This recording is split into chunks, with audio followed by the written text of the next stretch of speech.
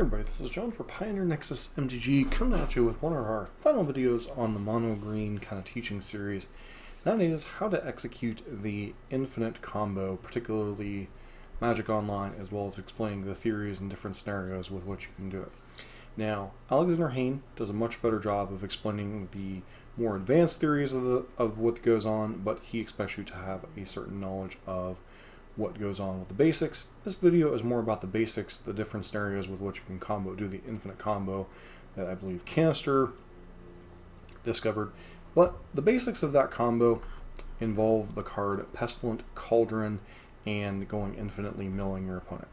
In order to enable that, you have to have Karn the Great Creator in play, Kiora Behemoth Beckoner in play, and then one copy of each of these in your graveyard, and then at the most basic 14 devotion pips to activate Nykthos.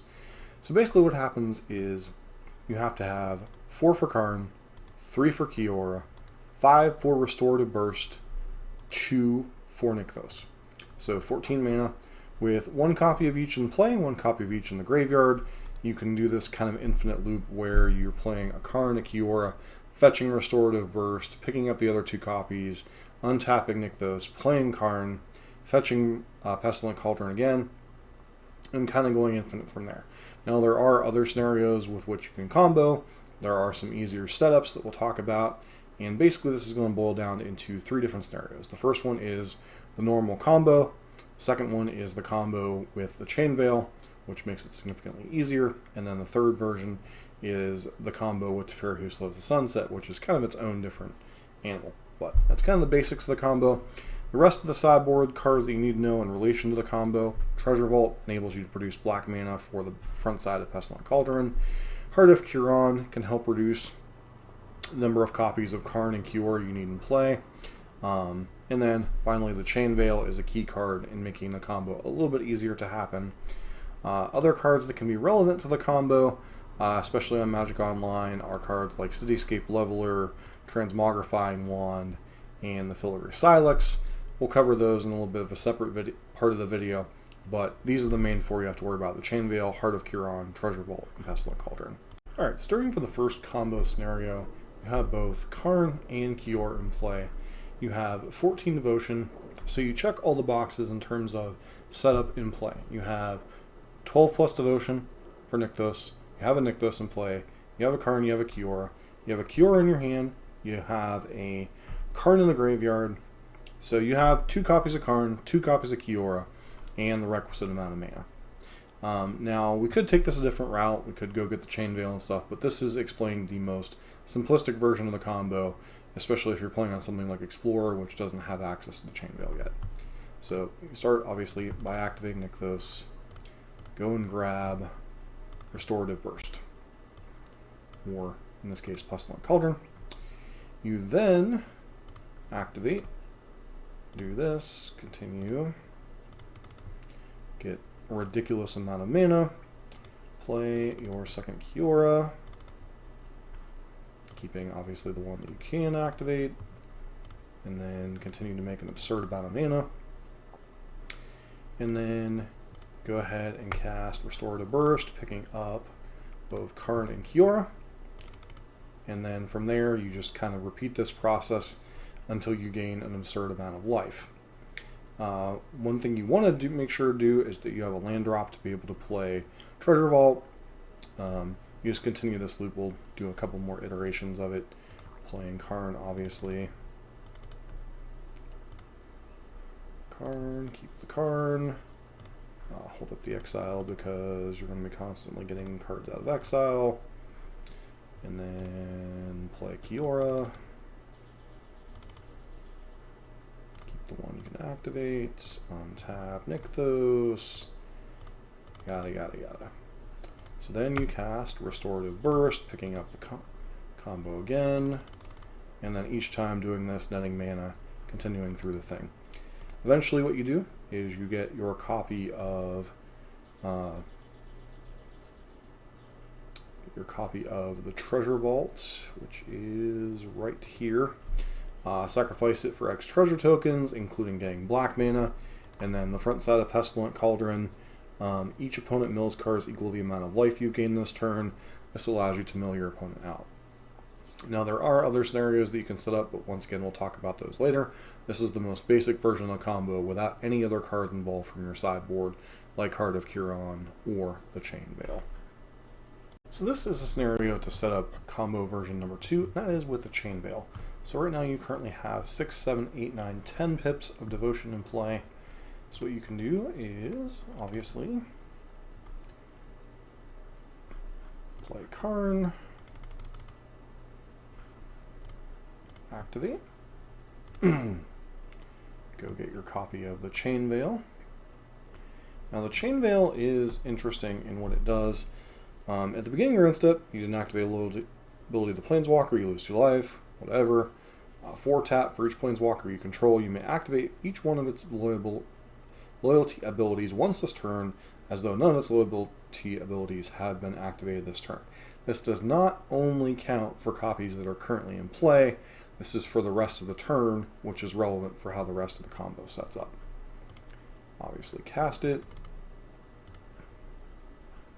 and then activate your Nykthos, untap, activate the Chain Veil, activate Nykthos again. It's technically the Chain Veil this time. And we go ahead and untap. Then from here, even though we don't have any additional copies of Karn or anything, what we can go do is go and grab, first of all, the Pestilent Cauldron, second of all, plus it, then go ahead and play our second copy of Kiora, keeping the Kiora, and tapping the Chain Veil. It's kind of getting to this ridiculous point where we get to go kind of nuts from here. Obviously, get to continue doing this. Then we can minus Karn, go grab Heart of Kiran, play Heart of Kiran. This helps us to shorten the combo. But basically from here, you want to get to the point where you've activated the Chain Veil 6 or 7 times to be able to minus your Kiora all the way down. And then with 8+ mana with each of these cycles, you're gaining infinite mana.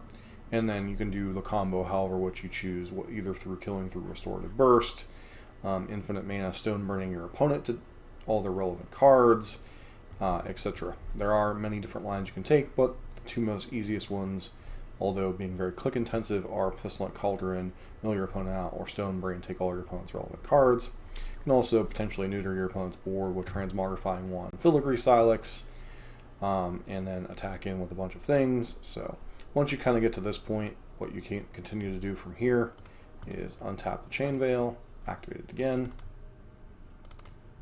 then activate it again. Here, obviously, you can still kind of go nuts with Nykthos, and then you activate, untap again,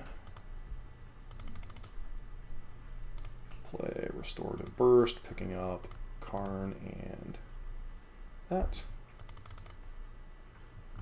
And then you just kind of get to continue this loop where you get to play another Kiora, keep this one, and tap the Chain Veil, which will be the final time you have to activate the Chain Veil.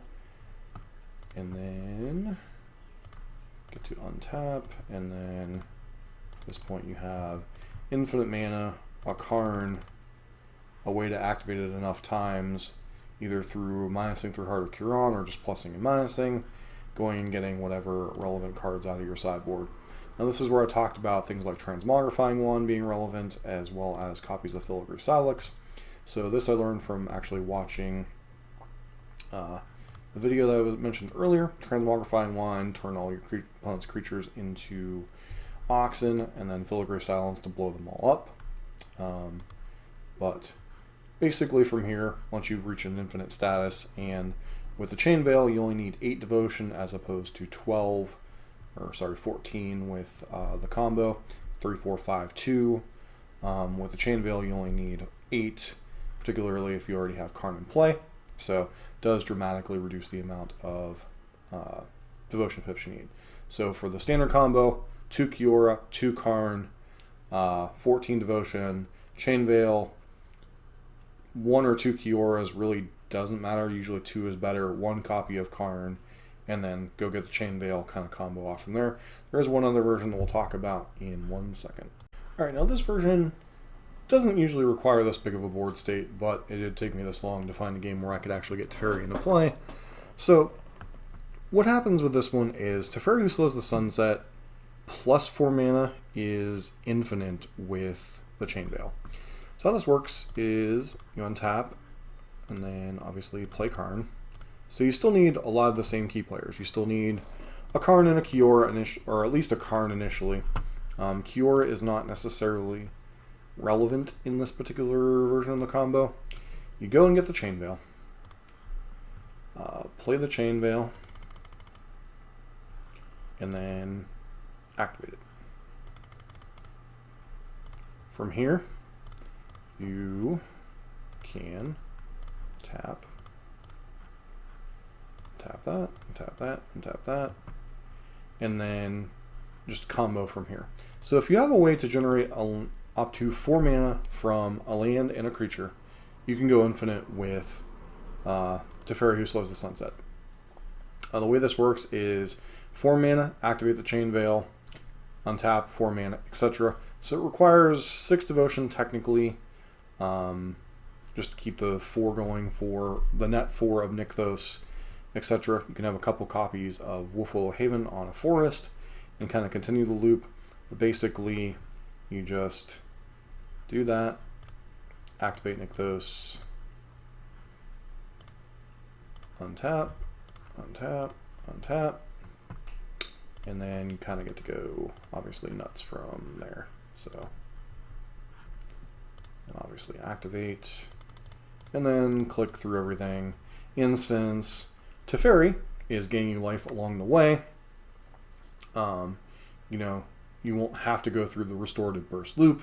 You just have to get your Treasure Vault, get your Restorative Burst, mill your opponent out. That's why Teferi really started to see play in these decks, is it made the combo much more simpler. So once again, it requires a net of 4 mana, whether it be 6 devotion from Nykthos, whether it be a Mana Dork, 2 Wolfwillow Havens on a forest. Either which way, as long as you're netting 4 mana, you're continuously activating this, getting infinite life, then you can infinitely mill your opponent out. On the other side of the equation, if you have more than 4 on this tapping, you're netting infinite mana, then you can obviously go and do ridiculous amounts of things with Karn or anything else. So that's really the 3 primary ways to combo with the deck. The 2/2, 14 devotion, the 2/1, 8 devotion, Chain Veil, or just net 4 mana, Teferi, untap creature, untap land, untap Chain Veil, gain infinite life, mill your opponent out infinitely.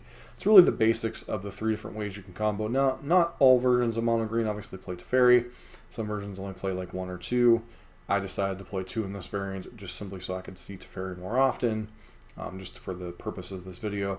Normally you'd probably play 1, maybe that's about it. But most versions of the deck has kind of gone back to the Mono Green roots now that you have enough plugins like Pelucranos and stuff. When there used to be like some flex slots in the deck, now it's really kind of really set that 58 or 59 of the cards are really kind of set in stone. So hopefully that explains the Mono Green combo in a more simplistic version. So if you never encounter it, or if you've only played the deck casually, you have some better idea of how the combo is executed. Once again, if you want to see a more advanced explanation, go check out Bob Fortinelli's YouTube channel. He has, I believe, 2 videos up on the topic. I'll try to leave a link below this one. But as always, if you like Pioneer content, don't forget to like, comment, subscribe. Hope to see you for our next video.